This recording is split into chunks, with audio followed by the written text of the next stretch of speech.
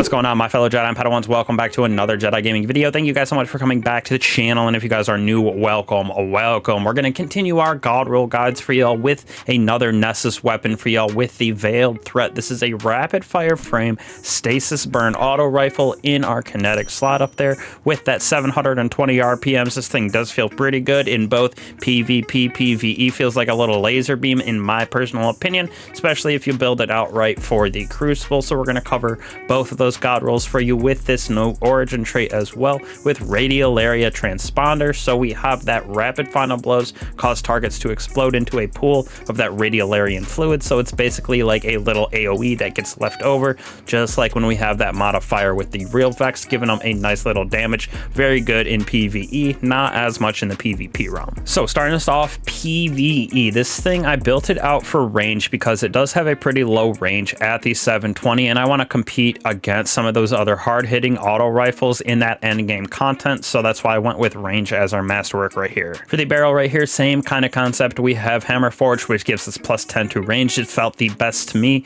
Small bore does give you a little bit more of that stability, but personally don't think you need the stability on this bad boy unless you are really having trouble controlling it. Magazines, we got two for you. Tactical mag is definitely my #1 choice. It gives us that magazine, has 52 inside of it. Very good with that stability. Reload as well is all the way up at 61, so it feels very crispy. Other is the appended bag, nothing too crazy. You lose all the other stats in that reload and stability, and we only get 4 extra bullets, so it's at 56 in the magazine instead of 52, so that's why I like tactical mag better for sure. Now, third column for PvE. First off, I like this shoot to loot a lot. Feels very good picking up those orbs of power as well as shooting ammo bricks to automatically reload from reserves, as well as gives us a little increase to range, which is what I was talking about earlier. Want this thing to compete against some of those harder hitting, farther shooting weapons, so like having the extra range. Plus this is a very goated perk in my personal opinion for the PvE realm. If I'm being honest, this third column is kind of weak besides shoot to loot, so I got attrition orbs as another option if you're doing damage on those champions.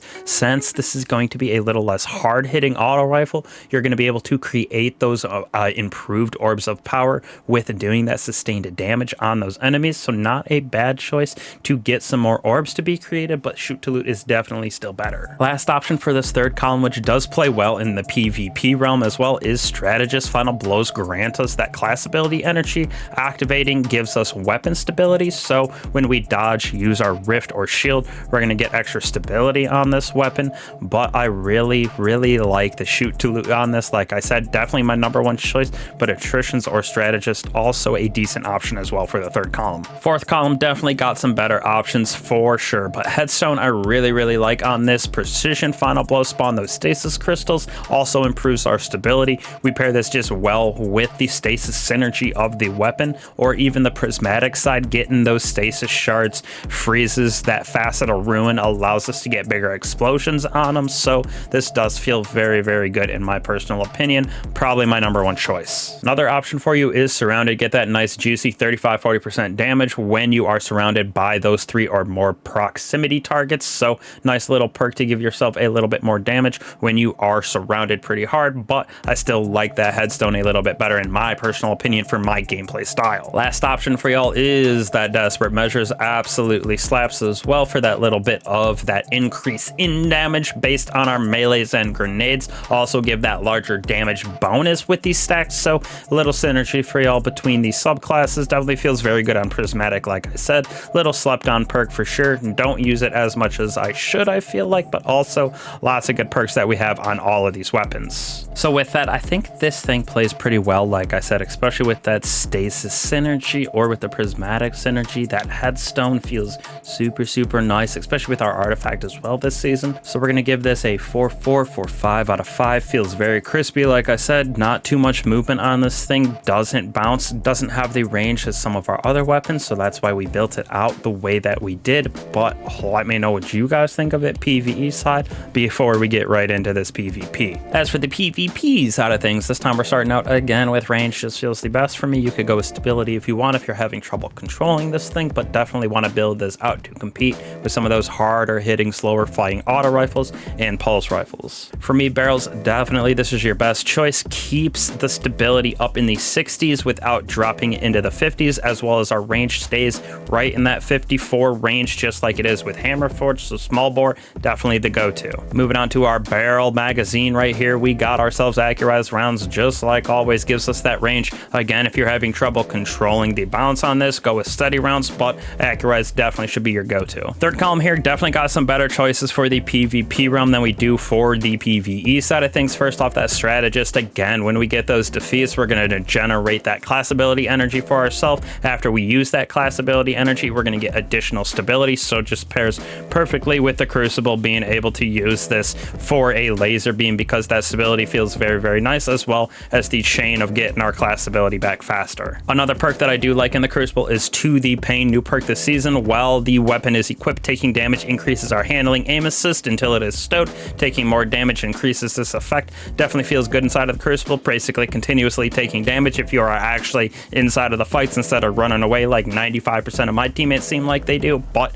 definitely a very good perk for the Crucible. Last one for me for the Crucible is Threat Detector. Not as much for a auto rifle like this, more for like those SMGs, getting up close, shotguns, that sort of thing. But since this is a fast fire, you can get a little bit closer to enemies than you would with something like a summoner or those slow firing weapons like Lethal Abundance. But this Threat Detector, you can get proc to get that stability. Reload handling feels very, very good on this weapon as well. But I do think that overall strategist is the best, followed by To Pain and then Threat Detector right here. Fourth column, couple options again for y'all. Moving target does feel very good with that ADS. Movement speed, target acquisition, everything just feels very crispy on it, so a very good choice for PvP. My choice though, I think as my number one, is going to be Encore right here. So with this and strategist, final blows grant us stacking stability, range, and accuracy bonus to the final blows. Precision final blows grant higher stacks of that, so it is a little sleeper perk in my opinion, especially on something like this with a lot of ammo in the magazine. Being able to laser people from a decent ways away with how we have this built out, Encore definitely was feeling good inside of the Crucible. Last but certainly not least, just like in PvE, we got Desperate Measures. Definitely an all-around good perk for both realms of the game. Gives us that damage increase for an improved duration with this enhanced trait. Melee grenade final blows also grant us a larger damage bonus that can stack, so little synergy of it. PvP, not too bad, especially if you're getting a bunch of those ability defeats back to back to back. You can get some pretty good damage going on, and then there's absolutely a laser people. But overall, I do think there are better auto rifles out there. This thing was feeling very good, so still going to give it a good score of like 4.2, 4.3 out of 5. But like I said, better weapons for sure inside of that auto rifle realm inside of the Crucible. But this thing was feeling very, very good. Both realms, PvE, PvP, definitely very crispy. So you guys will have to let me know how you guys feel about it. Definitely one of my favorite weapons from this season, or this episode, if you will, with this auto rifle. I also really just like the Failsafe weapons in general. Pretty banger ones, just like that sidearm that we just got as well. Absolutely slaps. Got a video on that one as well, so go watch that. But thank you guys again for coming back to the channel. Means a lot to me. Appreciate the support. Make sure you like and subscribe to the video. Don't be afraid to hit that bell as well, so you get the notifications on all these God Rule guides as well as builds. We got a Discord as well if you would like to join that, so hop on in there. I'll catch you guys in there or on the next video. Peace.